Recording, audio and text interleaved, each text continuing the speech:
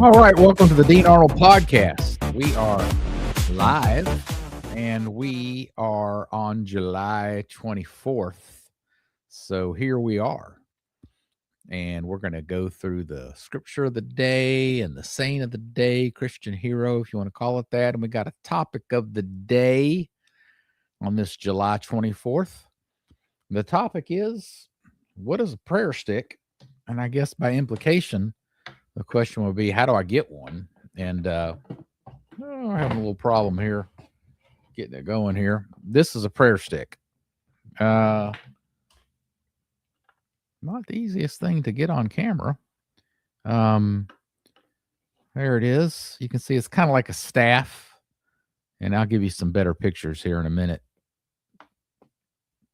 I use it in church, and we'll explain it. Very funny stories behind getting it, or at least one story. And I'll tell that. And it's very much Ethiopia related. And by the way, some podcasts get low viewership, some get very high viewership. And some of the highest ones, I guess I've only done one so far. One of the highest viewerships was when I did one on Ethiopia. So I need to do some more Ethiopia podcasts because the Ethiopians are everywhere. That's why I wrote a book on Ethiopia, because there's millions of them and they have a high birth rate, and there's going to be millions more, and there's millions in the United States, and they're out there. And when I write books or write articles or do blogs or do anything about Ethiopia, people come out of the woodwork because there's lots of them. Good on them. And so today, this is Ethiopia related. All right. Let's see. Let's pull up my list of things to make sure I mention. Today is July 24th. I'm bringing sanity to an insane world because I'm running for Congress. Dean Arnold for Congress. Vote for me in November. Give to my campaign, DeanArnoldForCongress.com. Share, subscribe, and like. Questions and comments appreciated. Come on. Bring them on. Now I can't find the dang thing. Oh my gosh, I had this great, I bet I can find it if I do a little bit of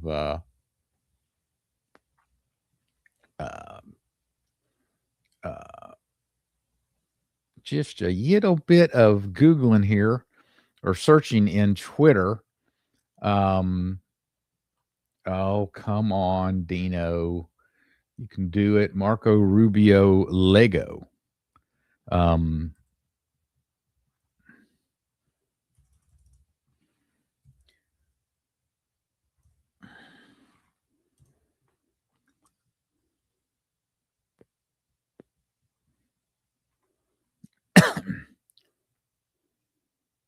think this is it.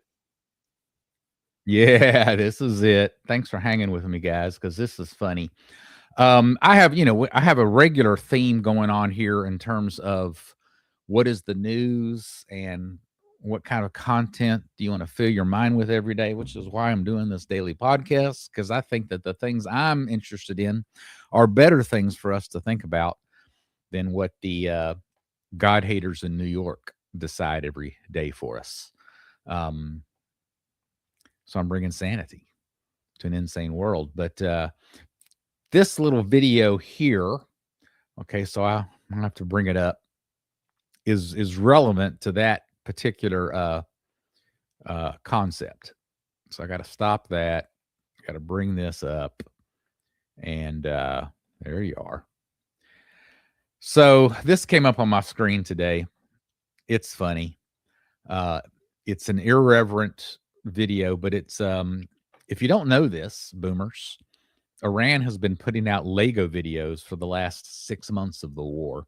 They stopped in the last couple of months. I guess things died down a little bit, but the videos they did were pretty phenomenal. The music, like rap music, Lego videos, pretty catchy stuff. They know what they're doing, and they're very talented. And we're going to watch 30, 40 seconds of this, and I'll tell you why, because it becomes a little bit more reverent. Let's see if I can get a little Yeah, I can't make it any better than this. I better just stop while I'm ahead right here. Okay, let's play this. Are you ready? Here we go. Videos that Whoops. Okay, here we go. because the price they're paying is very high, despite their tough talk and their flowery language and their stupid Lego videos they put out. I've never seen stupid Lego videos they put out. Yeah, you already know who it is. Let's get it.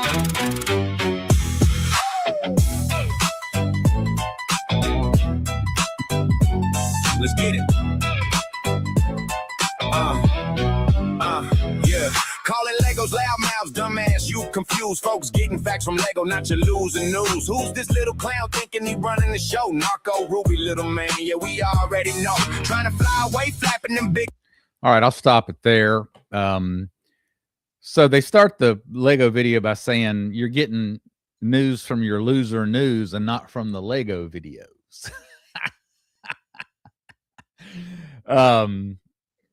They know what they're doing, and they know that there is a trend, a break in the matrix, a colossal shift happening, where the younger people are starting to get better information. The boomers are hanging on to their old narratives from the 50s, 60s, and 70s.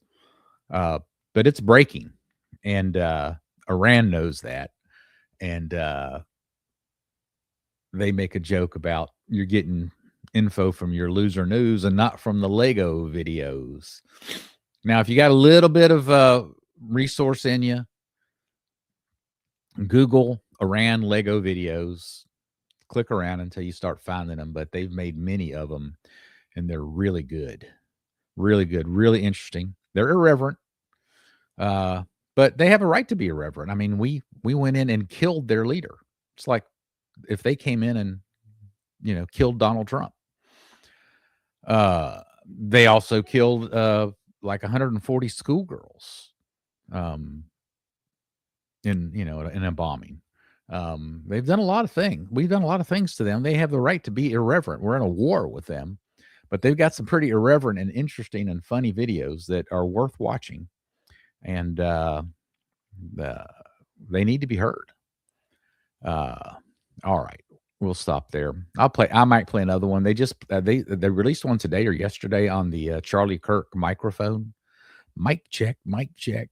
Pretty interesting. I would recommend you look at that as well. All righty then. So let's get rid of that.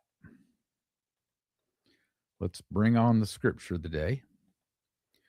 And let's talk about it. Oh, we got more tough scriptures to talk about. 1 Corinthians 11, 8 through 22. We'll read a few of the verses. For man is not from woman, but woman is from man. Nor was man created for the woman, but the woman for the man. For this reason, the woman ought to have a symbol of authority on her head because of the angels. Nevertheless, neither is man independent of woman, nor woman independent of man in the Lord. For as woman came from man, so also man also comes through woman, but all things are from God. Okay, great stuff here.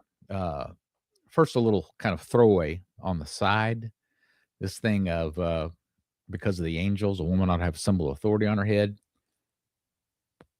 That's been a subject of much theological discussion for centuries and centuries, and people have all sorts of different ideas. And now James Jordan, the guy that I use for the commentary on Revelation, I don't know that I put it in the commentary, Revelation commentary. It might be in there. He thinks it means because of the leaders of the church, so that there's order in the church and not chaos. Women running around without a symbol of authority on their head, maybe being too attractive or something. Because the Greek word for angels is angelos, which means messenger, which can also mean the messengers of the churches, or the leaders of the churches. So, but who knows? Maybe Paul's saying there's angels all around a church service, and they get all freaked out if a woman doesn't have a symbol of authority on her head. Who knows? I don't know. It's worth thinking about. But let's go back up to the beginning of the passage, verse 8. For man is not from woman, but woman from man. Okay. Obvious common sense stuff. Well, not if you don't believe the Bible, but Adam was created first, and then God took a rib out of Adam and created the woman. Rib's close to his heart, so the woman is close to his heart. And her head is a little farther down, closer to his heart. Man wasn't created for the woman was created for man. So we got this, we talked about this yesterday. There's an obvious hierarchy of authority between a man and a woman. Then verse 11 is interesting. Nevertheless, neither is man independent of woman, nor woman independent of man in the Lord. For as woman came from man, we got that already, but even so, also man comes through the woman. For all things are from God. Now, other translations, not as literal, I guess, say, but also a man is born of a woman. This one says also a man also comes through woman. So that's literally, every man on the earth now, except for Adam, the first one, to get here, he had to come through his mother's womb and out. So woman came from man, but man also is born of woman. It's an interesting little, I like to say, throwaway lines from Paul, but it's pretty darn smart on his part. I mean, it's really true that the power that a woman has over a man, it's ultimately not sex. It's bearing his child. A man can, it's not easy, but he can abstain from sex and look past that and achieve his goals, despite the fact that he's being tempted with sex. He can look past that and move forward. So a woman, although that often is a pretty good strategy for taming her man, so to speak, it ultimately doesn't always work, but having his child does. Once a woman has a man's child, he's locked in. And I mean, some men don't care. That's too bad. But in general, this is true. And so Paul's kind of giving the woman a tip here. Hey, man has to come through you. He has to be born through you. So have some children. So there's some equity in this relationship as you grow older. It just makes sense. And so these women, these modern women who, we don't want to have children, that's dumb. And so now they're 50 years old and she doesn't have the flower of youth that she used to have, and he's not looking at her the same way he used to. And now she's just out of luck. She's got no leverage.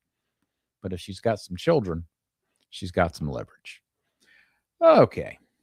Let's go down to the verse 20. He's talking about coming together. There's problems with factions in the Corinthian church. Verse 20, therefore, when you come together in one place, it is not to eat the Lord's Supper. Instead, you eat a bigger supper and you're trying to, you're hungry, you're trying to eat a big meal, but you're really supposed to be coming together for the Lord's Supper. But just look at that verse again. Therefore, when you come together in one place, it is not to eat the Lord's Supper. By implication, when you all come together in one place, it is to eat the Lord's Supper. This is why Christians gather together. It's to eat the Lord's Supper. It's not to listen to a sermon and to sing 3 hymns.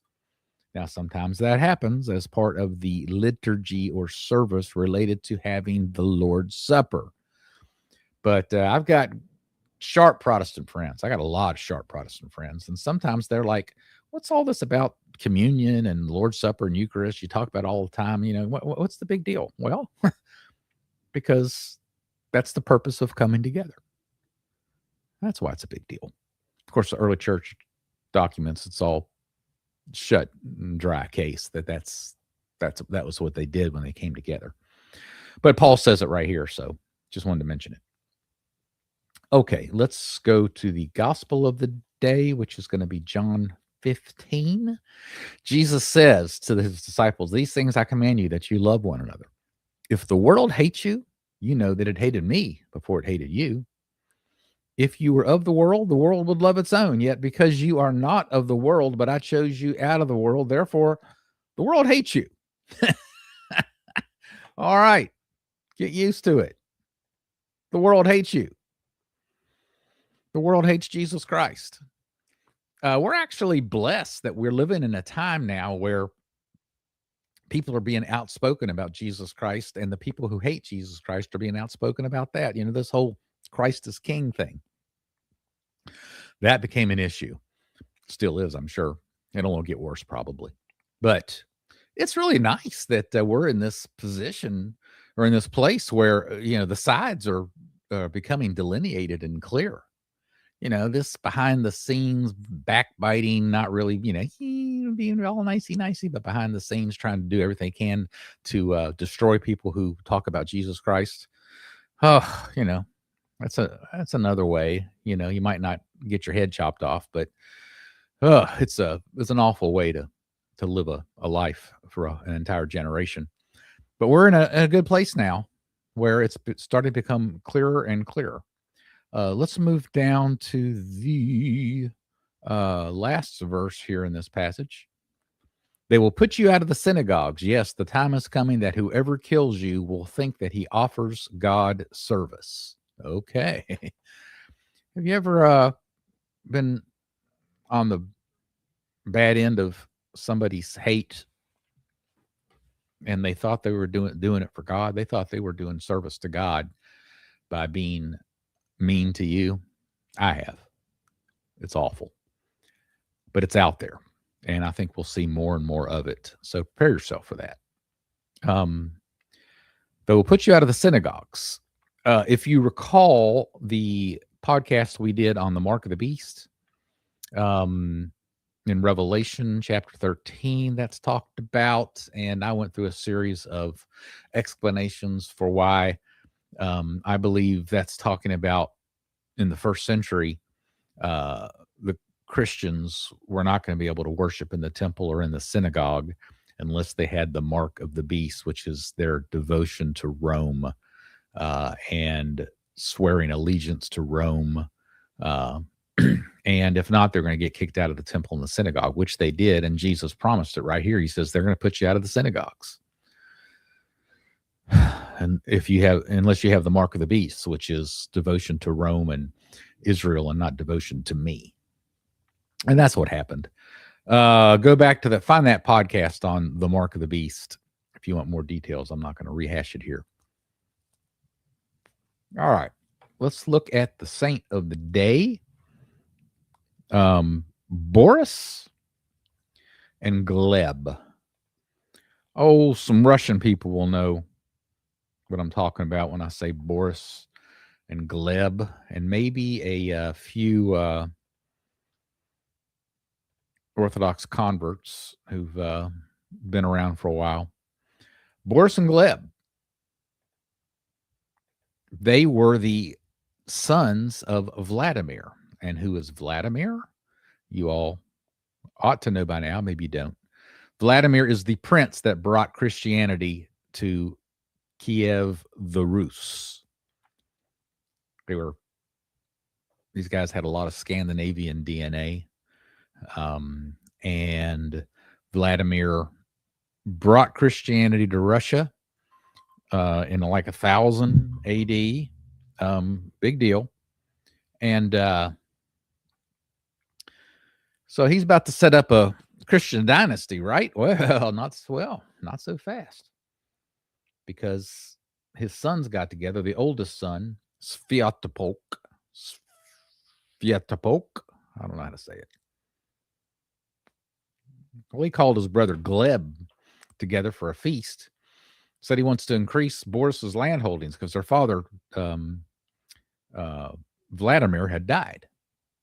And so they get together, but it turns out Sviatopolk wanted to kill all his brothers and take the throne. So it's not going to be a very Christian next generation, or not much of a Christian empire. It's all going to go to waste because of this Sviatopolk who's got the power urge. But Boris, when he got wind of this, he had a bunch of people come around him and say, hey, we're going to support you, and you need to kill your brother and take the throne. And Boris said he could never lift his hand against his own brother. And so he decided he wasn't going to let that happen. So when the assassins came to kill Boris, they found him in his prayer corner in front of an icon, chanting psalms and praying to Christ. He asked the Lord to strengthen him for the suffering he was about to endure. He also prayed for his brother, Sviatopolk, asking God not to count this against him as sin. Wow, what a saint. Then he laid down upon his couch, so kind of laid down, kind of like Christ did, and the assassins stabbed him with their lances and also killed some of Boris's servants. They wrapped him up in a cloth, they ran off, and they hit him with some swords. Then Sviatopolk went and killed his other brother, Gleb. There's a story to that. It's not as exciting as the first one, but both Boris and Gleb were killed because they refused to take up arms against their own brother. And they were buried together. They're still buried together in Church of St. Basil. Not sure which city that's in. But I don't know the rest of the story. I should know it, but I mean, I know it in the sense that there did become a Christian dynasty under Vladimir. So I guess Sviatopolk's children, or maybe Gleb and Boris's children, took up the mantle and brought us the Christian longtime monarchy dynasty of Russia that we have today, which wouldn't be there if Boris and Gleb had done the conquistador thing. I am going to be a Christian conquistador even if I have to kill my brother. They said, no, we're going to be like Christ. We're going to lay down our lives and trust Christ to figure it all out, which he did in terms of, for the Russian people. This is a wonderful story.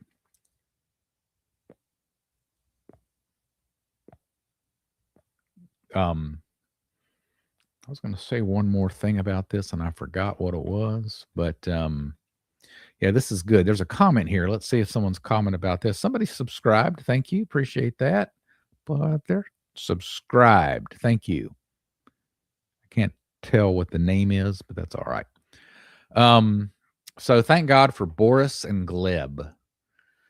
An example to all of us right now. We're all in 2026. Everybody is tempted to be the conquistador. Everybody is tempted to go in and destroy other countries. Everybody's tempted to go in and kill the Ayatollah and Soleimani.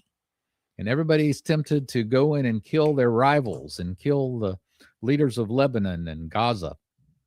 Kill, kill, kill, kill, kill. That is the solution. It's not the solution. Boris and Gleb have shown us the way, thank God. All right. Topic of the day. The prayer stick that I showed you earlier. Let me show you some pictures of that. I believe I got some. I think I got to stop that. And let's bring this to the stage. Ha, ha, ha, ha. That's me when I'm at church. I'm called the Reader Gabriel. The reader is like, you got patriarchs, metropolitans, archbishops, bishops, priests, deacons, subdeacons, and reader. Reader is the bottom of the totem pole, but there is a process you have to go that's like an ordination to become a reader, to wear this robe, this black robe that I wear in church every week or every service. And so it's kind of nice to be able to wear that robe. But that stick that I have, that is not something that's typical. I'm the only person in America I've ever seen with a stick like that. I got it from Ethiopia, and I'm going to tell you the story. But that is called a prayer stick, and it's part of my get-up when I'm at church. Here's another picture. So when I was in Ethiopia many times in the churches, here's a bunch of young men. They all have a prayer stick. Pretty much every man in the church often would have a prayer stick. And, I don't know that it's much more complex than it just helps you stand. You're standing in church for 3 or 4 hours in Ethiopia. And you got that prayer stick. It's kind of easier to stand the whole time. Women are out of luck. I don't know what to tell you about that. So there's your prayer stick. There's my prayer stick. I'm leading the choir many years ago in my church, but I have that stick. It helps me stand. Yes, it does. So I'm let me bring this up. So I'm at a small church in Ethiopia, and I see one of those prayer sticks on my way out. I'm like, I'd like one of those. So I grabbed it and I asked the leaders of the church. I said, can I pay for this and take this with me? They looked at me kind of with bright eyes, and they said, "Oh, we'll need to talk to some people about that." So apparently that was a big deal. So we have to go take a car. It took about 15, 20 minutes, walk a long way through a courtyard of a large church. And we got to like a back room that had some elders. And I think I got a little video that I can show you that'll help here. So I got to this thing with these elders, and watch on YouTube. I'll try. No, that didn't work. So see all those guys there? That was the big room. I'll play it one more time so you can see it again. Sorry about that. So you got all these guys in turbans and stuff, and there's a council room of about 10, 12 guys, and they're discussing whether I should be allowed to have this prayer stick. And they asked me my name. They asked me my father's name. They asked me my grandfather's name. And then they all talked among themselves, and they came back and they said, "We have decided you may have this stick. It'll be a gift." So I didn't have to pay for it. So it was the great counsel for me to have the prayer stick. And so I took it with me back to the States. It was kind of hard to get it through customs. It was an odd piece of luggage, but it all worked. So I was grateful for that. But I think, is that all my information here? Yep, already done that.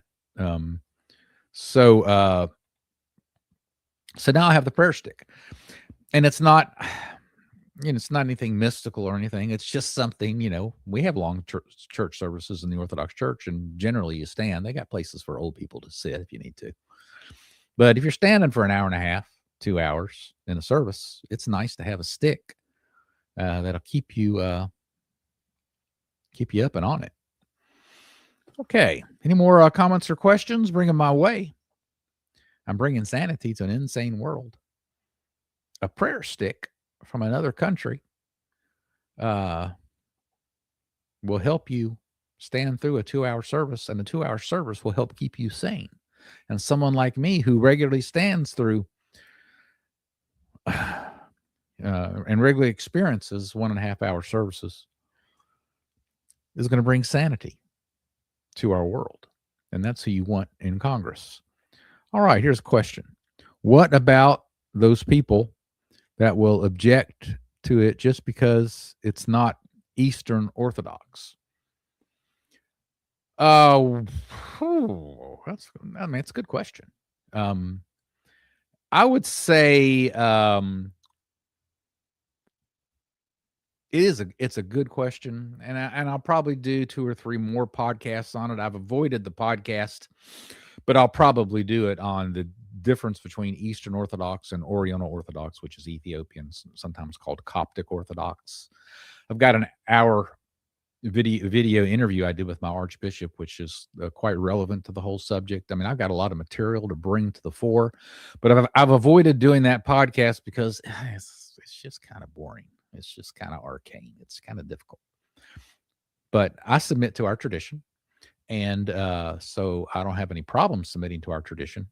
And I could explain to people who object to the stick because it's not Eastern Orthodox technically. You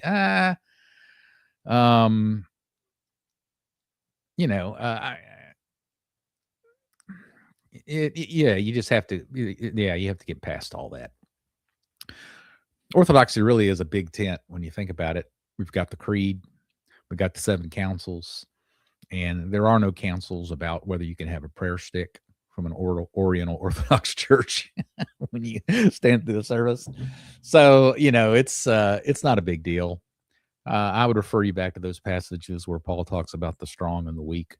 But I got to deal with insanity on both sides, guys. I mean, our main problem is the modernists and the God haters and the Christ haters. And so that's obvious. So I'm fighting it on that side. But there is another side, which he's talking about, the people who would get upset that you would have a stick in your church that's not technically Eastern Orthodox. And sometimes people call these the Ortho Bros. I love the Ortho Bros. I got no problem ultimately with the Ortho Bros, but they got to be whacked down too. They got to be whacked back. Just settle down, guys. It's okay. All right. Another question here. I always assumed you had the stick for anathematizing people. That's funny. No, the stick is not for anathematizing people. I do believe in anathemas. And we have some church services, I think, where we're supposed to do some anathemas. It doesn't always happen because modernism has crept into our Orthodox churches in America. There's a time and a place for anathemas. Our church is called St. Tikhon Orthodox Church, named after Patriarch Tikhon, who was patriarch during the Russian Revolution. He did some wonderful anathemas against the Bolsheviks, to his great credit. And anathemas, there's a place for anathemas. I'm not in a position to do anathemas, and I certainly don't use the stick to anathematize people, but I appreciate that comment and question. All right, we've had some good questions here. If you got one, you better bring it in pretty quick because I'm about to wrap it up because I'm bringing sanity to an insane world. Today is July 24th. Vote for me. Give to my campaign, DeanArnoldForCongress.com. Today we have talked about the prayer stick. It's been good. Come visit my church and you'll see me with the prayer stick. Go to Ethiopia and you'll see everybody with the prayer stick. They are beautiful people. They are beautiful people. And I think we can end it there. I'm going to do that ZZ Top video every once in a while, but I'm not going to do it today.